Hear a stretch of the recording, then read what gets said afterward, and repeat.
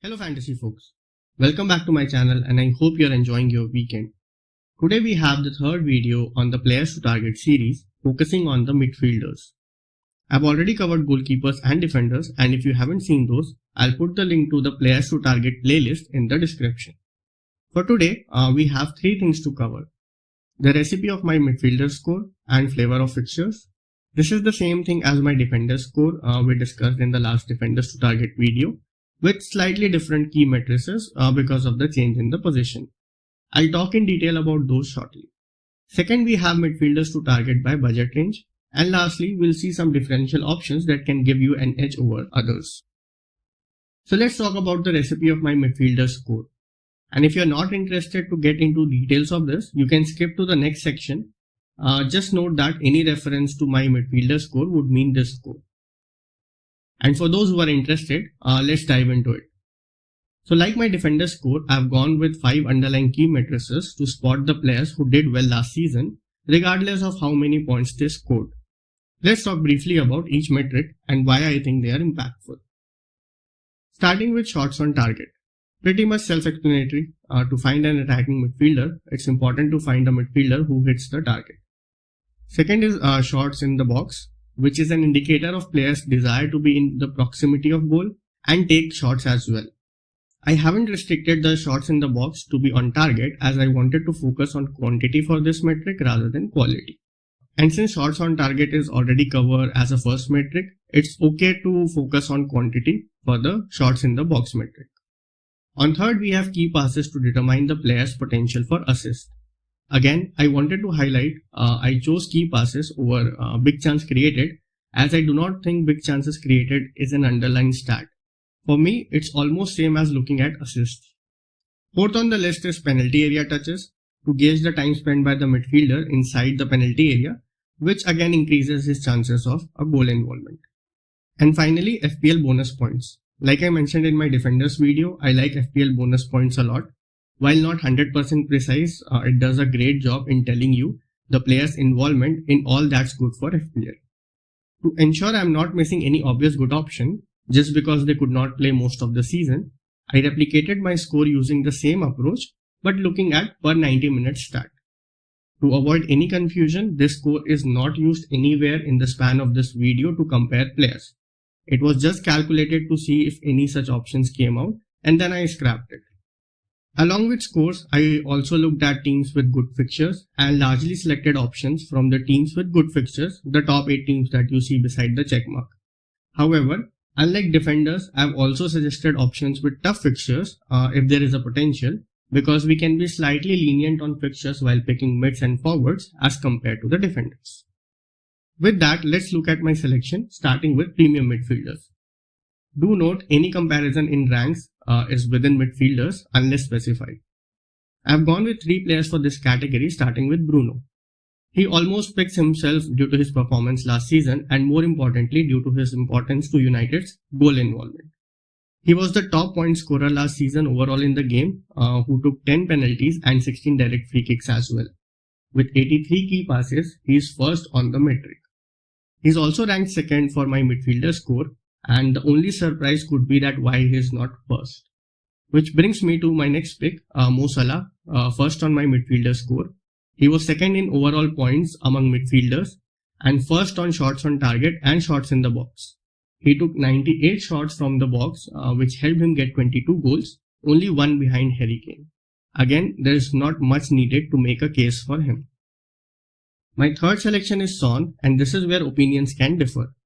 Talking about the stats, he was third on shots on target and overall points among midfielders last season, and fourth on my midfielder score. There's a potential doubt on Son this season because of mainly 2 things. First, uncertainty of Kane's future, and how Spurs are going to play under Nuno. So let's address each of those briefly.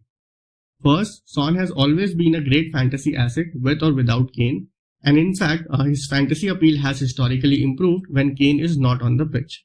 Also, without Kane, there is a very strong case of him playing at number 9 and taking penalties for Spurs as well. As for Nuno, regardless of the system he goes with, he relies a lot on his wingers or second strikers for the goals. Hence, Son has all the possibilities of a great start, regardless of Kane's future and Nuno's style of play. If you're wondering who's third on my midfielder score, it's Mane, and honestly he has got the underlying stats to be ahead of Son. Though I would still recommend to avoid Mane unless you are going for Salah and Mane both, as I think Salah is a better and safer choice of the two. If you wanna try something different, Mane should be a go-to man. Moving on to the mid-range bracket, again I have 3 options for you, starting with Jack Grealish. Despite being injured for approximately 1/3 of the season, Grealish is 3rd on number of key passes, 5th on penalty area touches, and 9th on my midfielder score. There could be an argument that Grealish was the most important player for Villa on the pitch when he played, and hence a lot flowed through him. And now that he's linked strongly with Man City, there's a reasonable doubt that it would be the case or not. Though having watched Pep closely for all these years, I can say this much, that Grealish will start for City regularly, but only after 2 to 3 games. This is because Pep does not prefer to start players who he has not got time to customize to his style. His move to City could take maybe another week or even more, hence expect Grealish to start regularly but only after the first international break, which is after game week 3. Second on the list is Mount. He was second for the number of key passes and also 9th on shots on target. His combined metrics put him 7th on my midfielder score. However, what pulls me towards Mount is not just the stat, but the fact how important he is in pulling the strings for Chelsea. He should again be in the midst of all the action and give you returns despite some dodgy fixtures. Third on the list is Sancho, and I've tried to fit Sancho's number last season among Premier League players to showcase what a good season he had in the Bundesliga and what we can expect from him. With his outputs, he would have been second on assists per 90 minutes, third on key passes per 90 minutes, and second on big chance created per 90 minutes. The reason I've gone with per 90 minute stats is because he only played around 2000 minutes for Dortmund last season. I haven't altered his number to factor any change in difficulty and hence do perceive them directionally. With good fixture run, he can certainly create difference for you at the start of the campaign. The last category for players to target is budget midfielders, and we have a lot of options in this category. Starting with very popular Rafinha. His performances caught eyes of both stats lover and people who prefer eye test. He was 14th on shots on target, 8th on key passes, 13th on shots in the box, and 12th on penalty area touches last season, which puts him 10th on my midfielder score.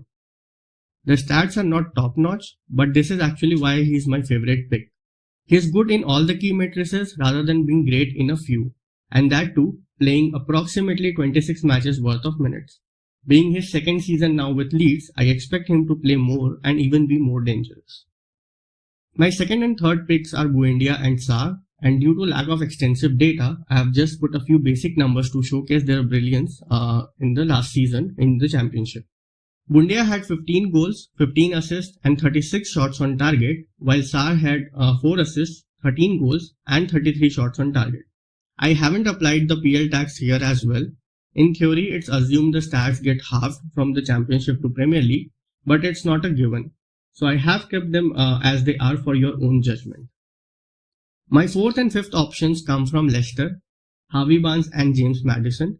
Both of them played around 2000 minutes last season and did not have the stats to make it to the top 10-15 midfielders on my midfielder score.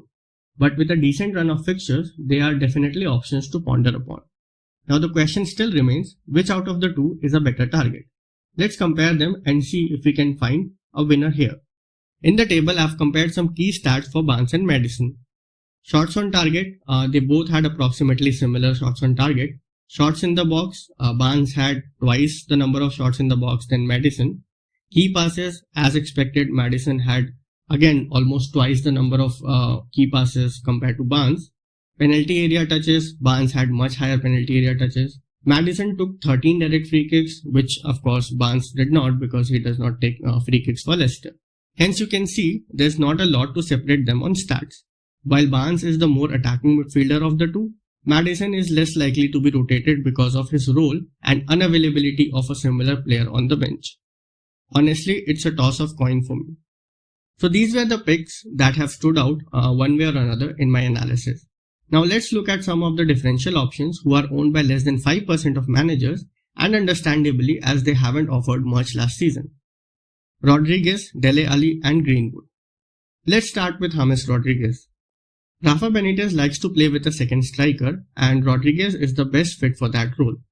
Though there's another player who can play that role and arguably with a similar efficiency, and that is Sigurdsson. Who becomes Rafa's first choice is not certain yet, so this is a risk pick and should be taken as such. The next is Dele Alli, and I know how it sounds, but he's actually my favorite differential pick.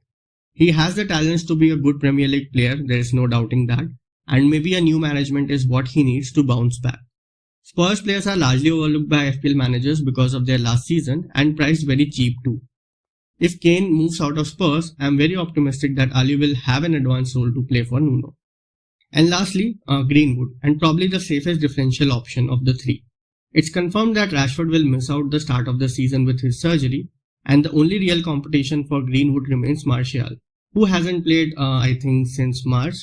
So there is a good chance that Greenwood will get the minutes and can really do well with the easy fixtures. So that was all about the midfielders. I hope you enjoyed the content. Subscribe to the channel if you're new and don't forget to check the links in the description.